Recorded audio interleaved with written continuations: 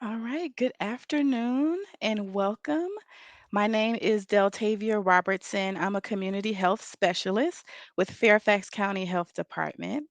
And today I'm being joined by Alisa, who is a public health nurse with Fairfax County. And we're going to have a conversation about how to protect ourselves and our family members from respiratory viruses. Okay, so this is a really hot topic right now, this time of year. I know that I'm getting a lot of questions from community members asking about, the flu and RSV and other respiratory illnesses that are out there and, how we can stay protected. So today we're going to talk a little bit about that. So first and foremost, it seems to me that respiratory viruses are kind of on the rise. It seems like this time last year, we didn't hear as many cases or hear as many concerns about hospital beds filling up and things of that nature, emergency room visits for things like the flu. Tell me a little bit about that, Elisa. Is that what you're seeing, and why is that? We are. These respiratory illnesses are hitting early and harder than in previous years. It's hard to know exactly why, but last year we were still social distancing and masking a bit, and our situation has changed. So we are seeing more respiratory viruses and worse this year. Yeah, that definitely hits home for me as a parent of a young toddler in daycare. I can tell you every time my phone rings, I'm just waiting to hear something about, oh, we have a case, or there's a sick kid, or maybe your child has symptoms. So those of you who are parents out there, I'm sure you also are feeling that sort of sense of concern and urgency around these respiratory viruses sort of being on the rise. But let's talk a little bit about the flu in particular. Okay, because I've been reading a lot about flu rates and flu cases really being on the rise in Fairfax County and just all over the country, really. And I'm just wondering what it is that we can do or we should be doing to protect ourselves from the flu. Yeah, so flu hospitalizations are actually higher than they at this point in the season than they have been in more than a decade. So the number one way to protect you and your family is really the flu shot. It is not too late in the season to still get one. And that's the number one thing that you can do, along with just sort of those things that over the past few years, as we've talked about COVID, sometimes it's easy to forget some of the easy things like washing your hands, covering your coughs and sneezes. Just those simple things. It's always good to remind ourselves and kids to do that. That's right. And staying home when you're sick. I feel Yes. like that's coming up a lot in the workplace and just in schools. And speaking of the flu and getting vaccinated, I know we recently, my whole household got vaccinated, even my baby. And it was really quick and simple. I even got, my COVID booster at the same time, and I didn't have any symptoms. But I will tell you, when I'm out in the community, I hear a lot of people questioning the safety of the flu vaccine. Does it give you the flu? Some people are saying, maybe it contains like the live virus, and they're just a little bit hesitant to get the vaccine. So, can you speak to that a little bit, Elisa? Sure, I hear that a lot too. The flu shot absolutely cannot give you the flu. So, the only way to get the flu, which is a virus, is when that virus attaches to your nose and your throat and multiplies. So, not from the flu shot. Yes, and even for young kids, like my baby is almost 2, not quite 2, and she got the flu shot, and, I felt comfortable with her getting the flu shot with her pediatrician, but I think it's important for, our audience to hear it too from you as an expert that it is okay and safe, talk to your pediatrician, of course, but, from our perspective in public health, that it is recommended to vaccinate your young children. It is absolutely, and you can get it from your pediatrician. There are also some free and low cost options in Fairfax County, which you can go to our website or vaccines.gov to find your closest place. Yes, so we will also include that. for you all out there, but vaccines.gov as well as our Fairfax County website you will have information about where you can get vaccinated. So please make sure you visit those for more information. The other respiratory virus that I'm hearing a lot about is RSV. RSV seems like it's on the news. It seems like I'm getting emails about it. What is it? Is this something new? Can you speak to that a little bit, Alisa? Because I don't even think I really heard much about RSV last year or the year before as much as I'm hearing about it now. Similar to flu, RSV is coming earlier and more aggressively than um, in past years, which unfortunately is putting some pressure on our hospital systems. There's a big increase in detections and RSV associated emergency room visits and hospitalizations.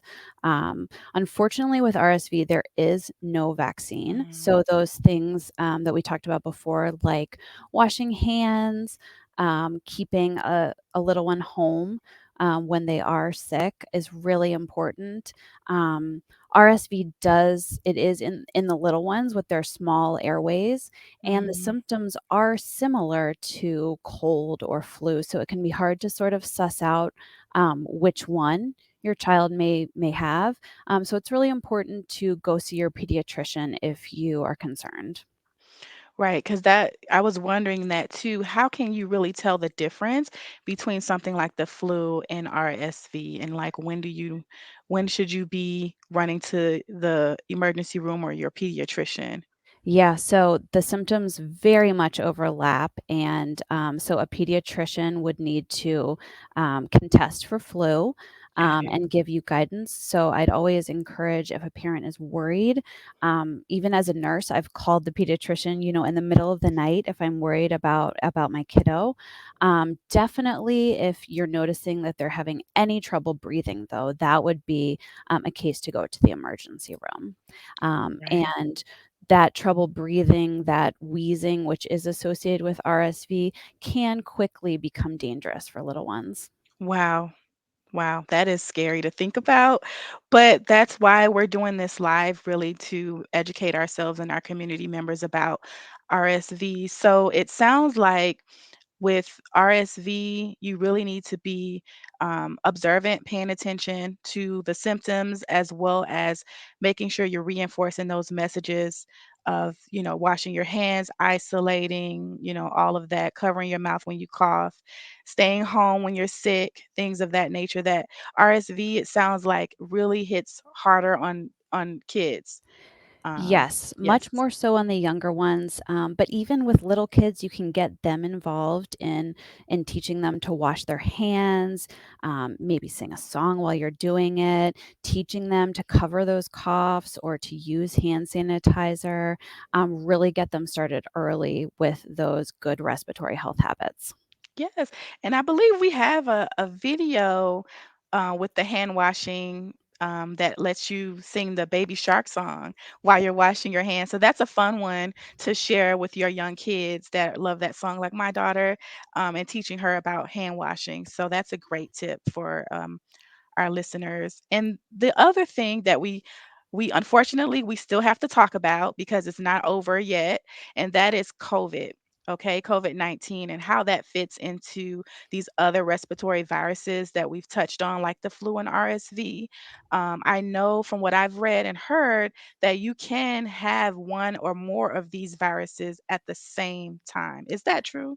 Yes, it is. Unfortunately, you could be positive for flu and COVID or RSV and COVID, um, sort of any combination, which is why it's so important to get Wow. tested, especially so that once you know what you have, you can isolate from others to prevent the spread.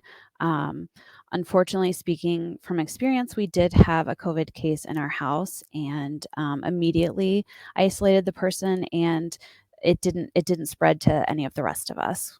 That's good to hear. That is good to hear. And, we just got our bivalent booster.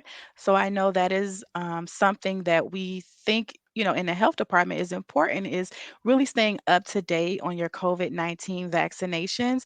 Can you say a little bit more about that, especially as we're entering into the winter and people gathering together in the home and things of that nature, being in close contact with each other? um, you know, being up to date with vaccinations, especially things like COVID and flu. Can you speak to that a little bit and the importance of that? Sure. So the COVID-19 vaccine and the booster are really the key to protection against COVID-19. Luckily, you can get the flu shot and the COVID vaccine or booster at the same time. So just one appointment, one and done. Um, Mhm. and they're really, really important and our most effective way to stay healthy this year. Yes, yes, absolutely. And speaking of, getting the COVID vaccines, where can we want to remind people again where they can find out where they can get the vaccines and how they can make sure that they're up to date on all of that and have the latest booster. Sure. So, from our website, from the health department's website, there are free and low cost options, or also vaccines.gov allows you to plug in and find the closest one to you.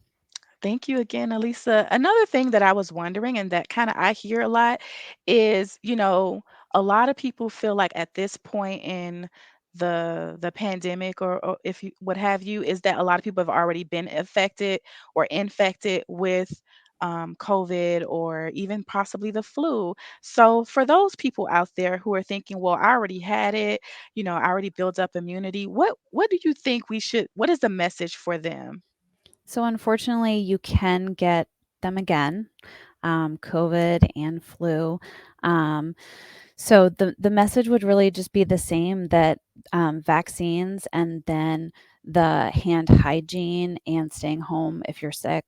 By staying home, if you're sick, you're going to protect other ones around you. And if everyone else does the same, we can really stop the spread of these respiratory viruses.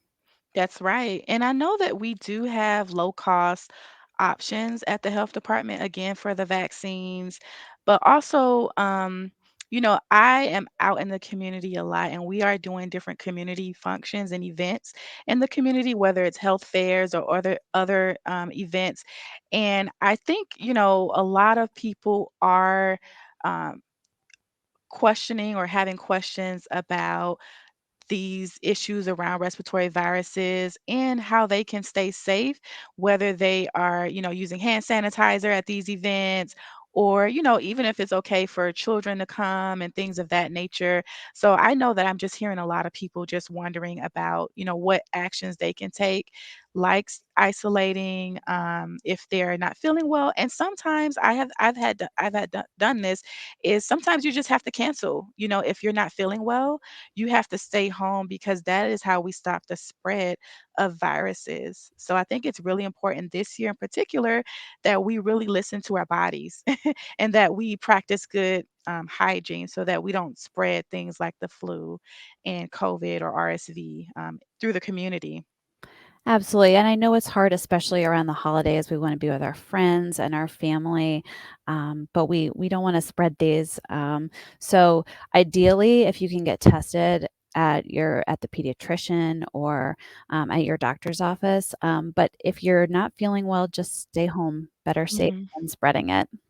That's absolutely correct. I agree with you. And I'm I'm wondering too. With some of these respiratory viruses, a lot of them have so many of the same, symptoms, coughing, wheezing, like you said, fever, all of those things. And I think we're kind of used to, unfortunately, at this point in this time of year, oh, it's just a cold and sort of brushing it off. But we really want to, I think, drive home an important message that like we really want to practice good hygiene and just err on the side of caution this year. Yeah, and really don't try to figure it out yourself because there are just so many overlapping symptoms fever, chills, headache, cough. Those are for flu, RSV, and COVID. So you're not really going to be able to suss out which one it is. There are a few differences, like loss of taste and smell are associated with COVID, but other Right, than right. that, they're really very similar. So, getting tested, isolating from others, self care of, lots of liquids, sleep, that type of thing. Mhm. And another question that I hear too, or that I even wonder about, if a person is pregnant, is it okay for them to get vaccinated for the flu? That's a great question. And it is wonderful for pregnant women to get vaccinated. They pass those antibodies on to their baby. So, really giving them a leg up on their immunity. That's right. And what about breastfeeding? Is that okay as well? It is, yes. Great. I know when I was pregnant, I got the COVID vaccine, believe it or not, because I was pregnant during the pandemic and I was ready to get it. I was excited to get it. And I feel like that helped my baby to stay safe. So, Yes, absolutely. Both COVID and flu can you can get when you are pregnant. all right. So those pregnant moms out there, don't hesitate to get vaccinated. Please. In fact, it's encouraged to do so. But speak to your pediatrician. So this was a great conversation, really about the issues around respiratory viruses right now, and them kind of being on the rise in Fairfax County and across the country. We just want to leave with some of those important messages once again. Like Elisa said, to wash your hands, isolate if you're sick, make sure you're up to date on your vaccines. And anything else that you want to leave with the audience today, Elisa, that we didn't talk about? Just to cover your mouth. I think you said stay home when you're sick. Um, and really just let's try to keep everyone as healthy as possible. Absolutely. So, with that, we just want to thank you all for tuning in today and look forward to our next conversation with the public health nurse. Thank you. Thank you.